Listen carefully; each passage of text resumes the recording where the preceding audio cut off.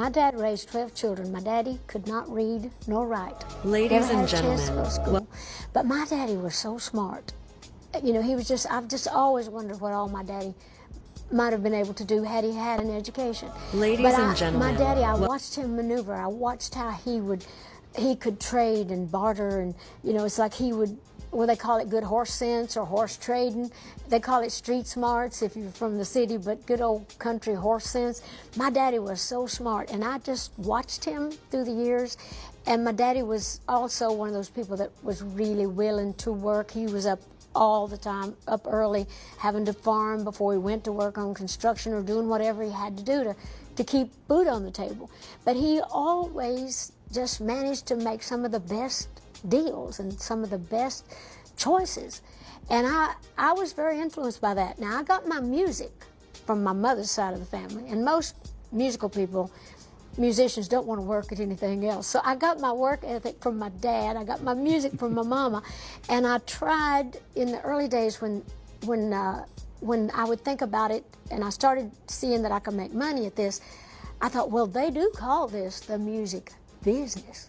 So why don't I kind of lay a little heavy on the business side of things? So I got to thinking, you know, what I should do to make it really profitable, not just to sing and just let the money roll in and let it be gone before you think about it. So I started thinking about keeping my publishing to myself, you know, publishing my own songs, starting my own publishing company, and just different things like that that I thought would be, you know, smart business. So through the years, I have been lucky and made some really good choices, but I've got a lot of good people that's helped me a lot too. I owe a lot of my success to a lot of smart people.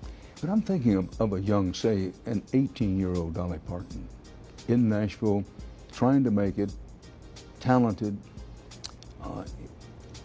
In that period, there weren't many opportunities for women. Bluntly put, how did you keep the men off of you and keep your mind and their mind on business, and therefore build a business which is now tens of millions of dollars a year business? When I was young, you got to remember, I first of all believed in my talent. I really believed that I was heading to Nashville with something to sell. I thought my songs were good, and I thought I was, you know, good enough singer that I could pull that off. And I had all these brothers, so I knew men. I had my dad, my uncles that I loved, and my grandpas. So I knew how men thought. I knew them all so well.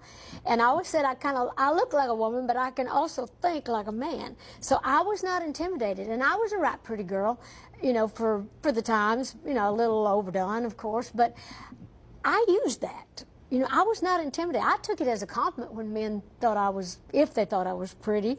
I thought, well, this is all good. I can use this to my benefit. But I did not use it for anything other than to know what to do. I knew that I had something, and I would say things like, look, I think I can make us both a lot of money if you want to, you know, work with me on this. And if sometimes some men did get, you know, a little out of line, a little out of place, but I knew how to manage that without hurting their feelings, to compliment them or not to take it as an insult, because it wasn't. But if someone did get out of hand, I would know kind of what to say. So I never slept with anybody to get anywhere. If I slept with somebody, it's because I wanted to, not to try to get ahead in the business. So I just, with some people, especially with me being overdone and over-exaggerated with the makeup and the hair and the way I dressed, some people might have thought I was dumb, but I would have the deal done and gone before they realized what had happened. So I just looked at it like a business, and I was always proud to be a woman. I never took their flirting as an insult. I thought it was a compliment, but I knew how to handle it. How many of them did you have to say, hey, look me in the eyes, look up here?